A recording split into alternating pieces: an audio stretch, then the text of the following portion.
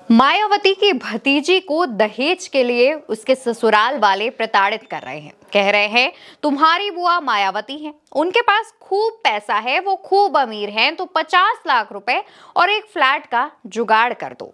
मायावती की भतीजी एलिस ने ससुराल पक्ष पर कई गंभीर आरोप लगाए हैं। इसके बाद पीड़िता की तरफ से हापुड़ की कोर्ट में ससुराल पक्ष के खिलाफ याचिका दायर की गई है। एल्विस की शादी बसपा से नगर पालिका की चेयरमैन पुष्पा देवी, बसपा से प्रत्याशी श्रीपाल सिंह के बेटे विशाल सिंह से 9 नवंबर 2023 को हुई थी। एलिस का आरोप है कि पति और ससुराल पक्ष के लोगों ने शादी के कुछ दिनों के बाद से ही दहेज की मांग करनी शुरू कर दी थी। परिवार के लोग कहते थे तेरी बुआ मायावती है, तेरा परिवार अमीर है, एक फ्लैट और 50 लाख की व्यवस्था कर दे। एलिस ने अपनी तहरीर में इस पूरी बात की जानकारी दी है और बताया है कि शादी से पहले उसका पति स्टेरॉयड के इंजेक्शन लगाकर मसल्स बनाता था, जिससे एलिस और विशाल की शादी में भी सब कुछ ठीक नहीं है। पीड़िता ने बताया कि 17 फरवरी की रात ससुर और जेठ जबरन कमरे में घुस आए, उसे बुरी तरह से पीटा और धमकी दी कि अगर 50 लाख और फ्लैट नहीं दिलवाया तो कहीं का नहीं छोड़ेंगे, मुंह दिखाने लायक नहीं छोड़ेंगे।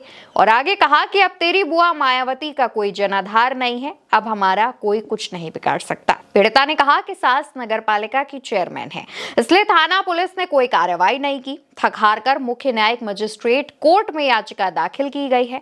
कोर्ट के आदेश पर हापुड़ कोतवाली में एलिस के पति विशाल सिंह, ससुर, सास, जेठ, जेठानी और ननंद पर मामला दर्ज कर लिया गया है। हालांकि मामला मौसेरे ससुर पर दर्ज करने की बात भी सामने आई है। फिलहाल कोर्ट के दखल के बाद पुलिस ने यह मामला दर्ज किया है और अब पुलिस मामले की जांच कर रही है। देखना होगा कि आगे इस पूरे मामले पर क्या खुलासे होते हैं। हालांकि जिस तरीके से मायावती की भतीजी से दहेज की डिमांड की जा रही है, 50 लाख रुपए और एक फ्लैट की डिमांड की जा रही है, और दहेज ना मिलने के चक्कर में भतीजी जो एलिस है उसके साथ मारपीट की जा रही है। हालांकि दोस्तों, जब ये खबर सामने आई उसके बाद सवाल उठने शुरू हो गए कि उत्तर प्रदेश के पूर्व मुख्यमंत्री मायावती के घर में उनकी भतीजी के साथ ही इस तरीके का जो प्रताड़ना है वो की जा रही है। ससुराल वाले इस तरीके से उसे परेशान कर रहे हैं और पुलिस ने अब तक इस मामले को दर्ज नहीं किया था। कोर्ट के हस्तक्षेप के बाद ये मामला दर्ज किया गया है। देखना होगा कि पुलिस मामले की जांच करती है तो क्या खुलासे होते हैं।